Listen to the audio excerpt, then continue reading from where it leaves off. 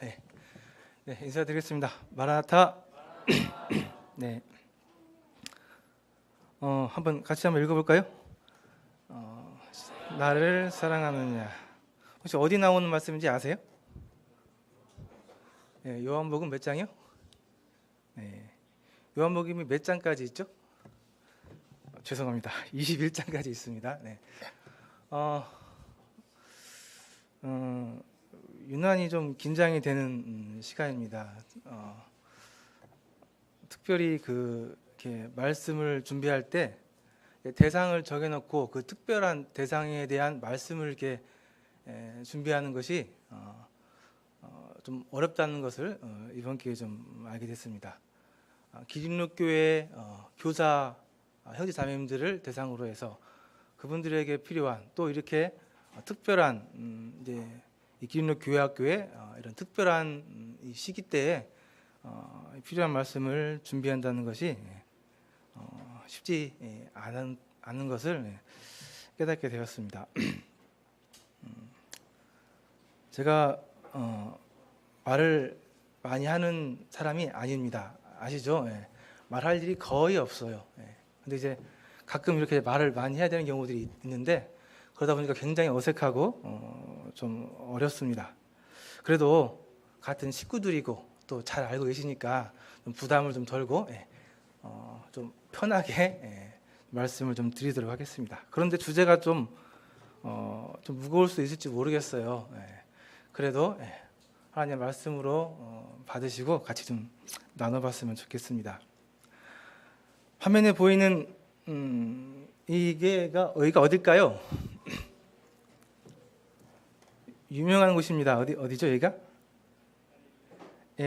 갈릴리 호수라고도 하고, 디베랴 호수라고도 하고, 게네사렛 호수라고도 하는 이스라엘에 있는 굉장히 큰 바다, 호수.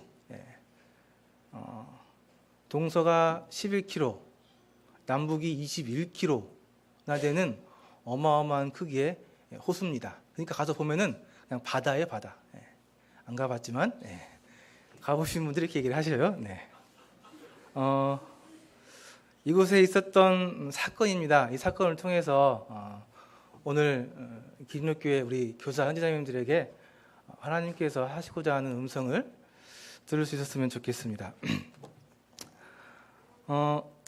시간이 30분을 주셨기 때문에 좀 빨리 좀 진행을 좀 하도록 하겠습니다. 자, 예수님의 지상 명령 무슨 말씀인지 아시죠? 함께 한번 읽겠습니다. 시작. 그러므로 너희는 가서 모든 민족을 제자로 삼아 아버지와 아들과 성령의 이름으로 세례를 베풀고 내가 너희에게 분부한 모든 것을 가르쳐 지키게 하라. 볼지어다 내가 세상 끝날까지 너희와 항상 함께 있으리라 하시니라. 예수님의 지상 명령인데 여기서 이 지상은 잘 알고 계시죠? 이 땅이 아닙니다.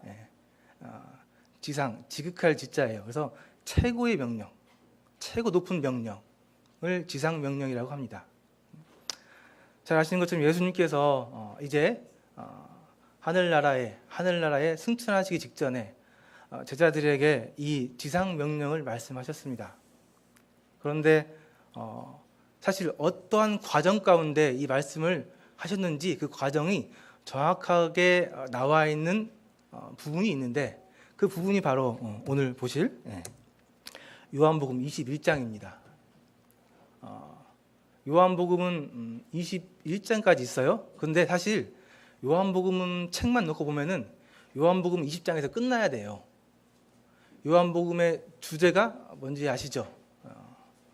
한번 같이 한번 펴서 볼까요? 요한복음 20장 한번 보도록 하겠습니다.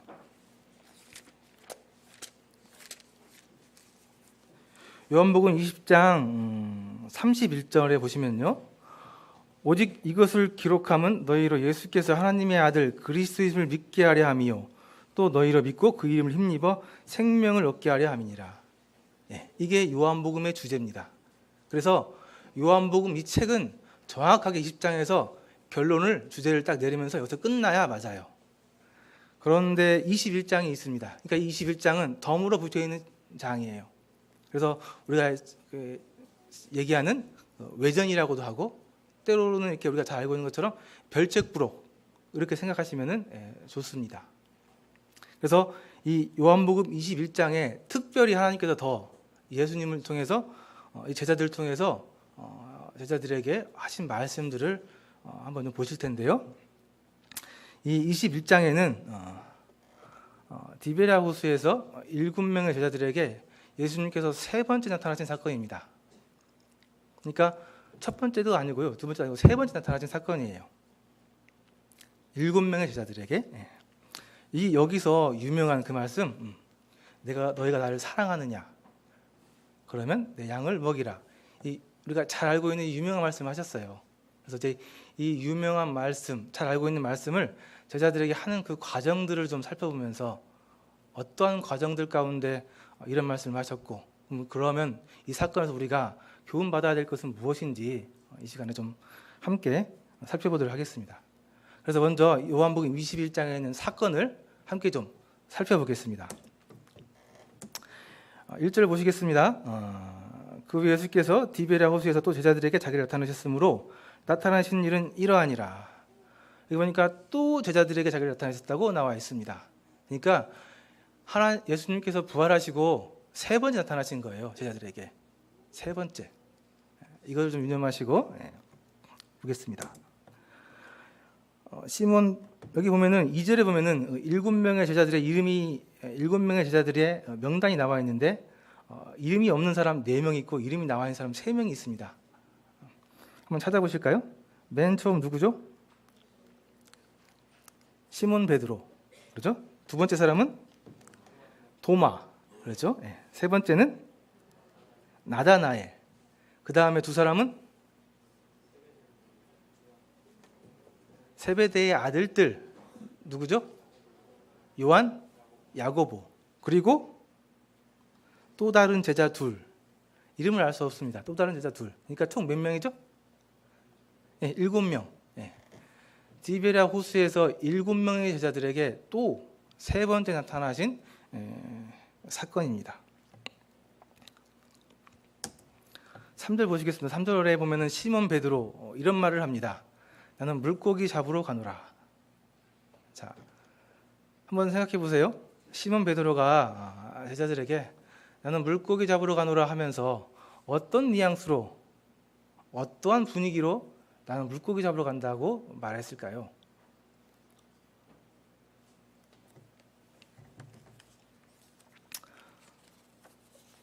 잘 아시는 것처럼 이 12제자들은 예수님께서 돌아가셨을 때 어떻게 했죠? 도망갔습니다. 그죠? 도망갔어요. 예수님을 따르던 제자들이 한 명도 빠짐없이 다 도망갔습니다.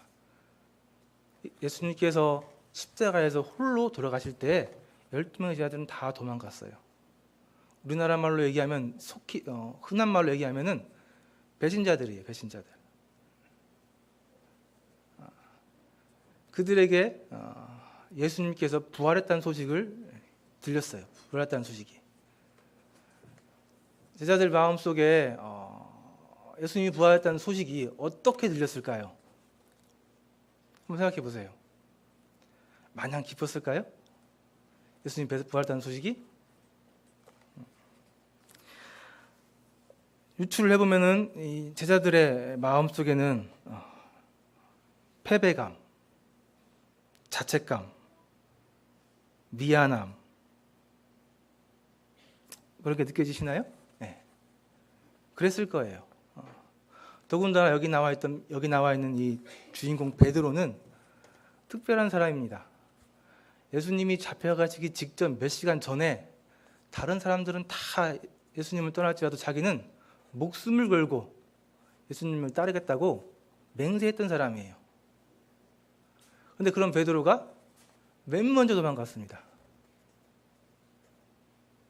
그것뿐만 아니라 예수님께서 잡히신 그 제사장의 대제사장 집에 뜰까지 쫓아가서 예수님과 눈이 마주쳤어요.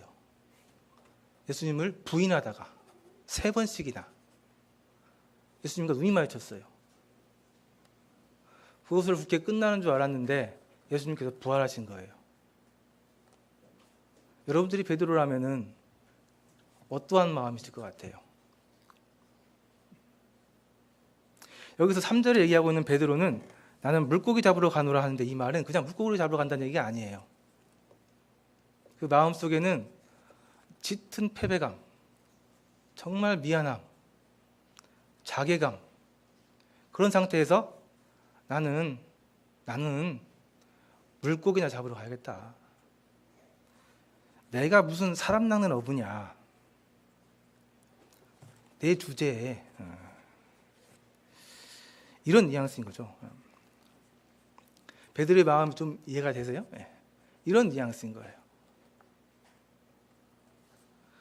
다른 제자들도 눈치가 있죠. 우리도 함께 가겠다. 이런 상태에서 물고기 잡으러 고향으로 내려간 겁니다. 그죠?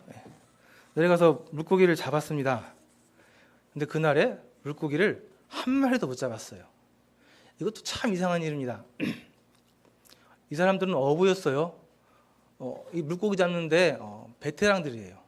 그런데 그물을 내려서 물고기를 잡는데 물고기를 한 마리도 못 잡았어요. 이게 좀 이상하지 않으세요? 그물을 던지면 한 마리, 최소한 두세 마리도 잡혀야 되는 정상인데 한 마리도 안 잡혔어요. 참 이상한 일이에요. 그죠? 근데 우리에게는 자주 있는 일입니다. 왜 한 마리도 못 잡았는지 아시겠죠?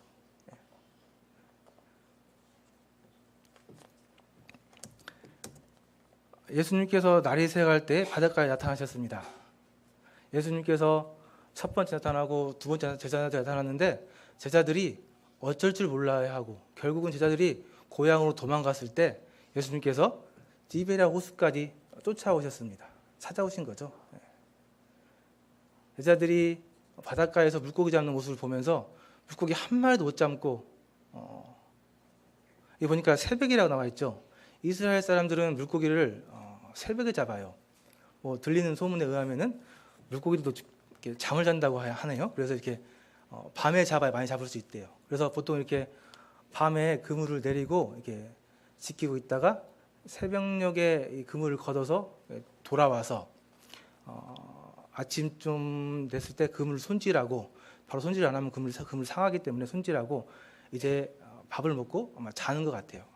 그러한 패턴이었던 것 같아요.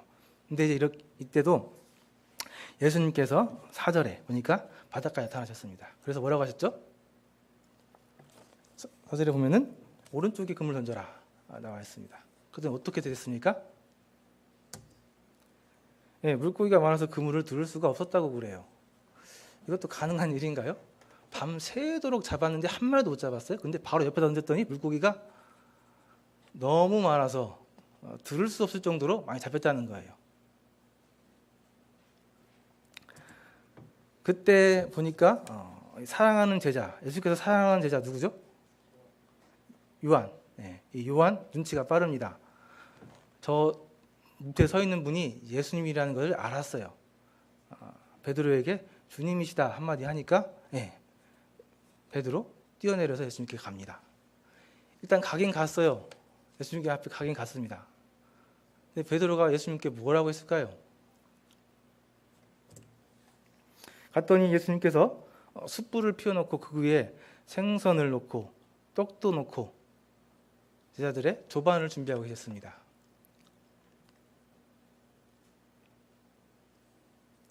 얼마나 피곤했을까요? 밤새내, 새벽 내내 물고기 잡았어요. 얼마나 피곤할까요? 얼마나 배고플까요? 아무것도 못 먹고 갔던 예수님께서 따뜻한 불을 피워놓고 먹을 것을 준비하고 계셨습니다. 와서 먹으라고 하셨죠, 예수님께서. 제자들 다 같이 와서 먹습니다. 근데 12절에 보니까 감히 누가 당신 누구니까 물어보는 자가 없었더라 라고 나와 있습니다. 제자들 배고파서 힘들어서 물 쬐면서 먹기는 먹는데 아무 말도 할 수 없었습니다. 감히 누가 먼저 아무 말도 할 수 없었어요.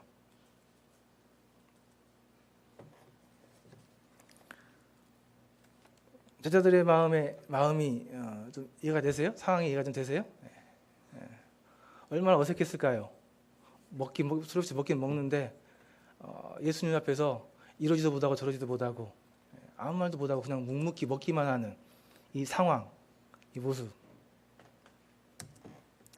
이때 예수님께서 그 유명한 말씀을 하십니다. 요한의 아들 시몬아, 내가 이 사람들보다 나를 더 사랑하느냐 물어보십니다. 여기서 베드로라고 부르지 않고 요한의 아들 시몬이라고 하는데요.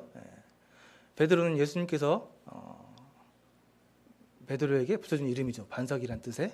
근데 그 이름으로 부르지 않고 처음에 원래 있었던 처음 만났을 때 이름 요한의 아들 시몬이라고 부릅니다. 베드로라고 불렀다면은 베드로는 정말 너무 미안해서 어디 도망을 갔을 것 같아요. 예수님께서 요한의 아들 시몬아, 내가 이 사람들보다 나를 더 사랑하느냐 물어보십니다. 베드로의 대답이 참 좀 특이합니다. 왜 이렇게 대답을 했을까? 많은 분들이 여러 가지 해석들을 하고 또 여러 가지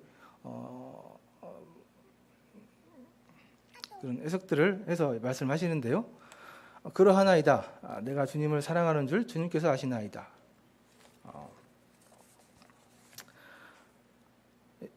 직접적으로 베드로 입에서 주님을 사랑합니다라는 말은 나오지 못했습니다. 그러나 베드로의 성격을 봤을 때 안 나온 게 이상해요. 베드로가 어떤 사람이에요? 굉장히 다혈질적이고 성질 급하고 자신감 있고 하는 사람이었어요.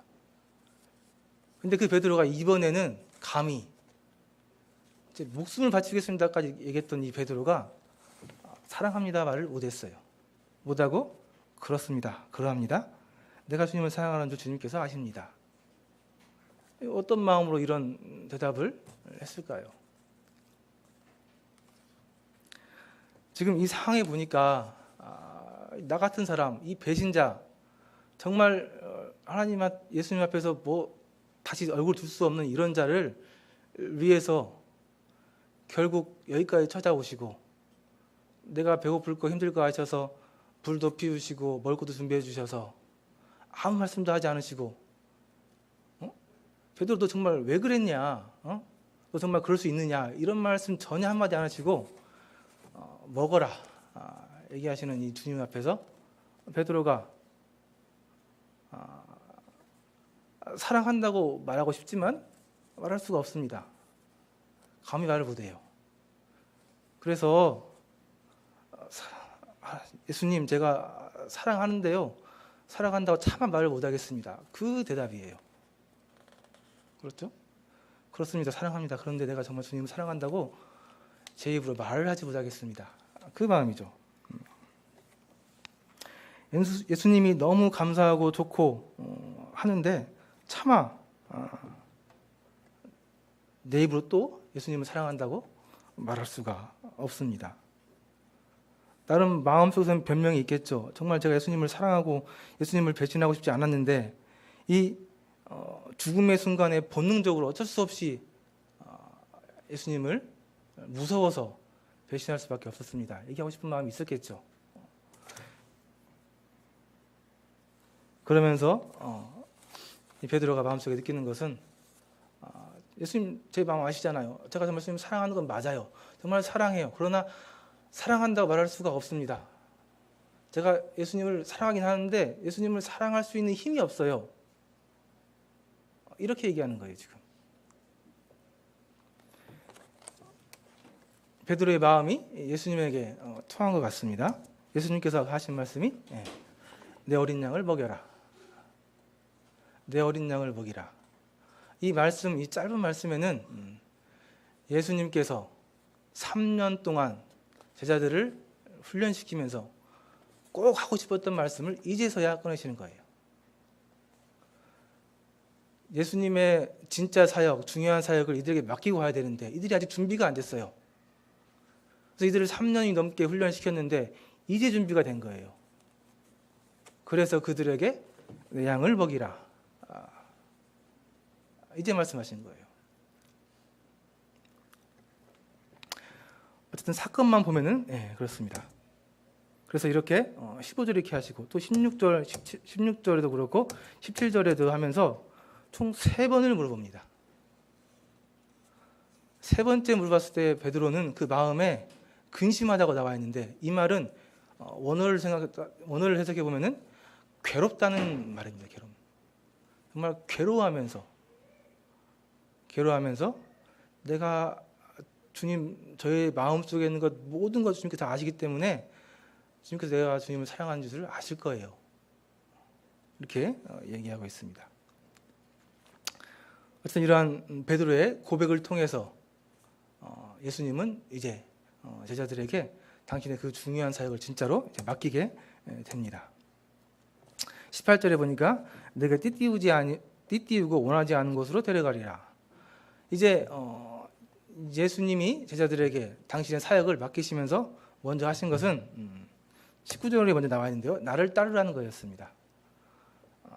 예수님의 사역을 맡아서 하는 데 있어서 우리가 할 것은 다른 게 있는 게 아니라 예수님을 따르는 거예요. 예수님을 따른다는 것은 18절에 나와 있는 것처럼 예전에는 네가 원하는 대로 다니고 네 마음대로 행동했지만은 나를 따르게 되면 이제는 여기 띠띠운다는 얘기는 손을 묶는다는 얘기입니다. 그리고 원하지 아니하는 곳으로, 손을 묶고 원하지 않는 곳으로 여기저기 끌고 다닌다는 말이에요. 그러니까 예수님을 따른다는 얘기는 아까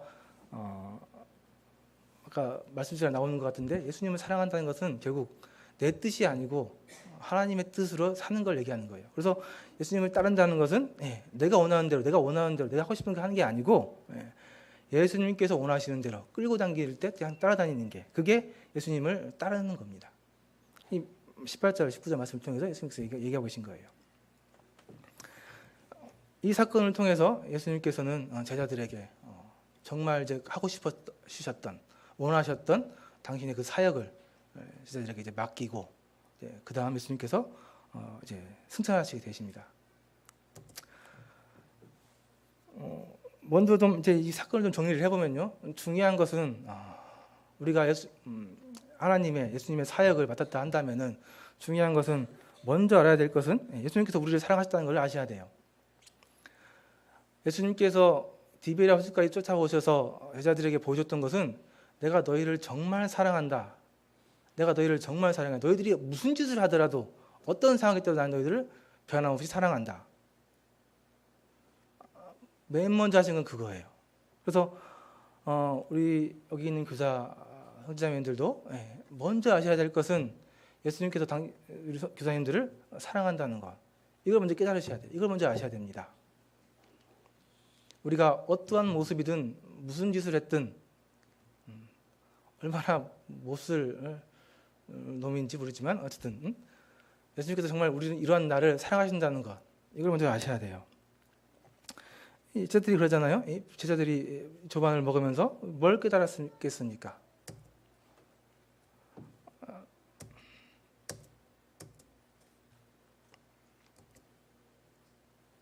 우리가 예수님께 얼마나 죄송한 일을 많이 해요.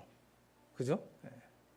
정말 우리 주님 앞에 양심을 걸고 내 행동들을 돌아보면은 정말 얼마나 그 많은 짓을, 미안한 짓을 많이 합니까? 제가 생각을 좀 해보니까 너무 많이 해요. 그래서 적기가 참 미안하더라고요. 좀 적어봤는데요. 사역 하나 하면서 좀 으쓱해가지고 좀 뭐라도 된 것 같이 느껴지고, 표현 안 되지만 마음에 그런 생각 들잖아요. 그죠? 뭔가 좀 선한 일을 하나 하면은 막 드러내서 얘기하고 싶고 나타내고 싶고, 또 때로 이제 나보다 잘하는 그런 지혜들이 있으면은 때로는 질수도 생기고, 또 어떤 일을 하면서 나를 약간 좀 무시하거나 좀 빼먹거나 하는 거가 있으면은 굉장히 막 기분 상해서 삐지고, 때로 나만 막 뭐 많이 하면서 나만 고생하는 것 같고 나만 일하는 것 같고 하면서 막 불평불만이 생기고, 때로 그러면서 저 형제들 저 자매는 왜 저것밖에 못하는 거야 하면서 불평 생기고, 그러시죠? 아마 그러실 거예요. 이런 모습이 우리의 모습이에요. 제자들의 모습과 다르지 않습니다. 한다고 하는데 사실 이렇게 우리가 사실은 예수님께 하고 있는 거예요. 그런데 중요한 것은 이러한 나도, 이러한 우리도 예수님께서 사랑하신다는 겁니다. 그것을 제자들이 깨달았을 때 예수님께서 제자들에게 네가 나를 사랑하냐 물어봤을 때 사랑해요, 사랑합니다 하는데 정말 사랑한다 말하기 부끄럽습니다. 그러한 마음 상태가 되는 겁니다. 근데 중요한 것은 그럴 때에 우리가 예수님의 사랑을 깨닫게 될 때에 우리가 예수님에게 사랑합니다라고 마음으로 진정으로 고백할 수 있게 되는 거죠. 그렇게 예수님의 사랑을 깊이 깨달았을 때 우리 마음속에서 이제 예수님을 사랑한다는 고백이 미안하지만 민망하지만 있을 수 있습니다. 그래서 예수님의 사랑을 알게 될 때, 깊이 깨닫게 될 때 저절로 나오는 고백이에요. 내가 예수님을 사랑한다는 말은, 고백은. 그래서 내가 주님을 사랑하는 줄 내 마음속에 있는 진짜 마음을 예수님은 볼 수 있기 때문에 예수님께서 아십니다. 이렇게 고백할 수 있죠. 그러나 사랑을 행할 능력은 정말 없습니다. 저는 안 돼요. 저는 못합니다. 베드로가 그렇게 자기 힘으로 하려고 했는데 얼마나 실패를 많이 했어요. 자신 있게 배반하지 않겠다. 다른 사람들은 다 배반하지 않으면 배반하지 않겠다. 목숨을 바치겠다 했던 사람이 그렇게 도망가고 피하고 3번이나 부인하고 했잖아요.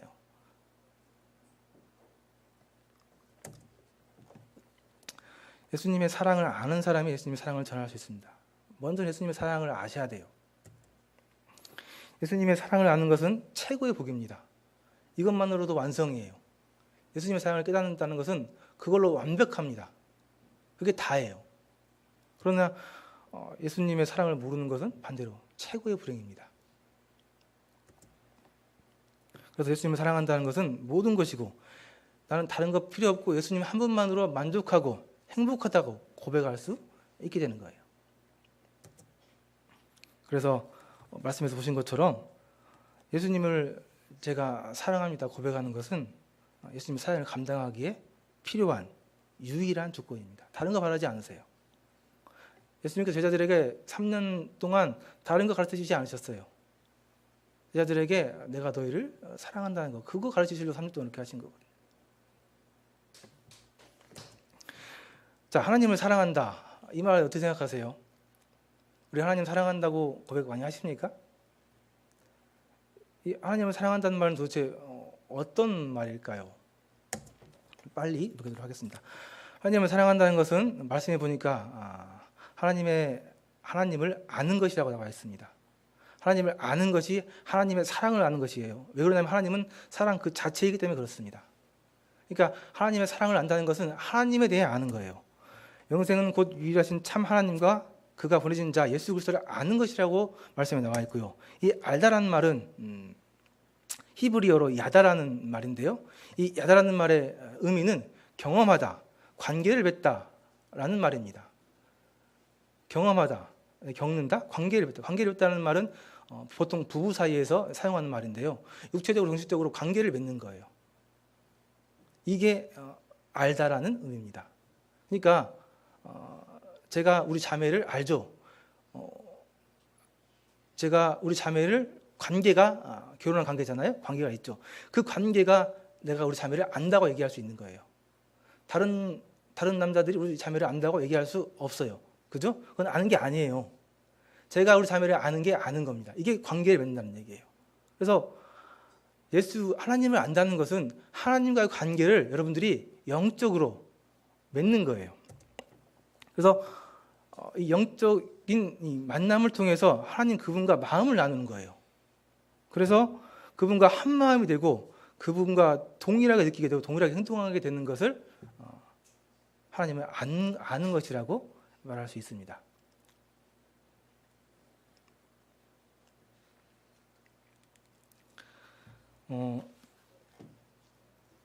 이게 하나가 되어서 동일하게 느끼고 행동한다는 것, 이것에 대해서 혹시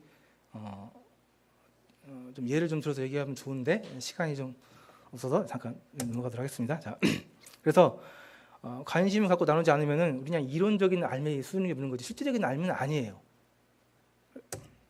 그래서 그럼 어떻게 하나님과 이렇게 가깝게 되고 관계를 맺느냐? 이것은 다만 말씀해 보니까 나를 사랑하는 자들이 나의 사랑을 입으며 나를 간절히 찾는 자가 나를 만날 것이니라 라고 나와 있습니다. 나를 간절히 찾는 자가 하나님을 만날 것이라고 나와 있어요. 하나님을 얼마나 찾고 계십니까? 얼마나 찾아보셨어요? 우리가 뭐 자매님들은 옷을 하나 사더라도 그 얼마나 찾아요? 나에게 딱 맞는 좋은 얼마나 찾아요? 얼마나 신중하게 찾아요? 우리가 하나님을 찾기 위해서 간절히 찾기 위해서 뭘 해보셨어요?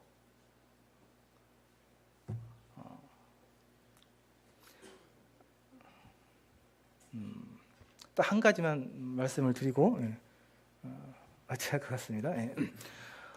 제가 하나님을 알기를 원했습니다. 찾고 싶었어요. 그런데 정말 모르겠어요. 하나님이 나를 사랑하신다는데 얼마나 사랑하시는지 도저히 감정적으로 느껴지지 않아요. 큰 고민이었습니다. 오랫동안. 사랑하신다는 걸 알겠는데 감정적으로 얼마나 사랑하시는지 그게 안 느껴져요. 엄청 그것 때문에 고민 많이 했습니다. 근데 제가 마음속에 의심이 하나 있었어요. 다른 사람들에게, 다른 성도님들에게 덕이 안 되기 때문에 말하지 못했던 의심이 있었는데요. 그건 뭐냐면은 하나님은 왜 예수님을 보내셨을까? 삼위일체 하나님이 세 분 계시는데 왜 하나님은 꼭 예수님을 보내셨을까? 그 험난하고 위험하고 고통 가운데 있는 그 십자가의 길에 왜 예수님을 보내셨을까? 정말 사랑하신다면 하나님 당신이 오실 수도 있지 않았을까? 혹시 이런 생각 해보신 적 있으세요?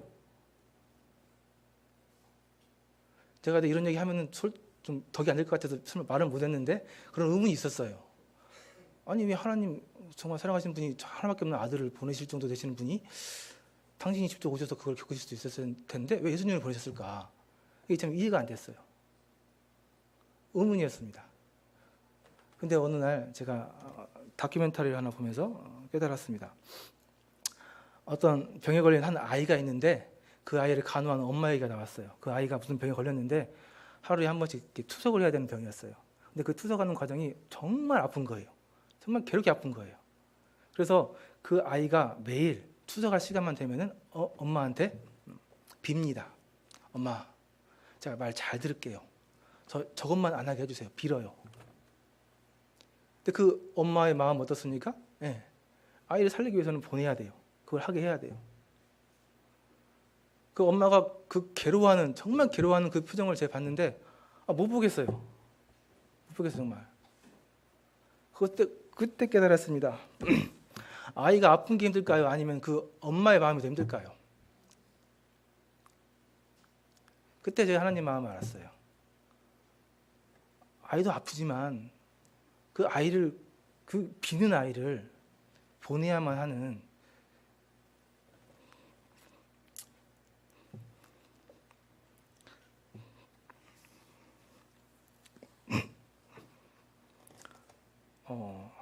간절히 찾으니까 하나님께서 내가 너를 얼마나 사랑하시는지 알려주셨습니다. 찾으면은 알려주시더라고요.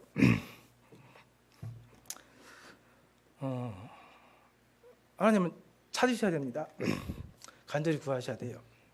그래야 하나님을 알 수 있고 하나님을 사랑할 수 있습니다. 그래야 하나님의 사역을 감당할 수 있습니다. 지금도 물어보십니다. 내가 나를 사랑하냐, 내가 사랑하느냐 3번 물어보세요. 진지하게 생각해 보십시오. 하나님께서 한 번 물어보신 게 아니고 3번 물어보십니다. 그때서야 이제 내 양을 먹이라고 예수님께서 말씀하셨습니다. 이것은 최고의 영광입니다. 은혜고 사랑입니다. 하나님의 일을 할 수 있다는 것, 하나님의 능력을 갖고 일을 한다는 것, 우리를 그만큼 존귀한 자로 세우시는 하나님 최고의 사랑의 영광입니다. 나를 따르라. 사랑하게 되면 저절로 따르게 됩니다. 그 사람을 좋아하면 좋아하는 일을 저절로 하게 돼 있어요. 스스로 합니다. 최선을 다해서 하게 되고요. 지치지 않아요. 즐거운 마음으로 합니다. 하나님께서 우리가 혼자 일하지 않게 성령의 능력을 허락해 주십니다. 베드로가 주님을 따를 능력이 없습니다. 고백했을 때 사랑하긴 사랑하는데요. 힘이 없습니다. 고백했을 때 예수님께서 성령을 주셨습니다. 그래서 이자들은 성령을 받게 되고 그 막중한 사역을 잘 감당하실 수 있는 것이 사도행전에 나오죠. 기린교회 교회학교 하나님의 은혜와 성도들의 기도와 헌신으로 많이 성장했습니다. 타 지역교회의 칭찬과 관심을 받고 있고 때로는 정말 잘 되는지 지켜보겠다 하는 그런 눈으로 쳐다보고도 있어요. 사실은 우리가 이렇게 잘 되고 있다 생각할 때 뭘 해야 될지 어떻게 생각해야 될지 한번 생각해 볼 수 있는 그런 기회를 가져야 될 것 같습니다. 기초를 튼튼하게 해야 되는데요. 아까 얘기한 것처럼 기초는 하나님의 사랑을 깨닫는 겁니다. 이 기름로 교회학교를 생각하시는 분들 중에는 밤에 잠을 못 자는 분도 계세요. 이게 쌓는 데는 힘들고 오래 걸리지만 무너지는 건 한순간이거든요. 이런 생각을 하면은 잠을 못 주무시는 분들이 계세요. 우리가 이 일에 함께 하셔야겠습니다. 마치겠습니다. 갈보리 언덕과 디베레 아침이 있는 성도는 망하지 않는다는 말이 있습니다. 갈보리 언덕에 십자가 달리신 예수님과 디베레의 아침, 우리를 찾아오신 예수님을 아는 성도들은 망하지 않는다는 말입니다. 자, 시편 18장 1절 말씀인데요. 나의 힘이 되신 여호와 내가 주님을 사랑합니다.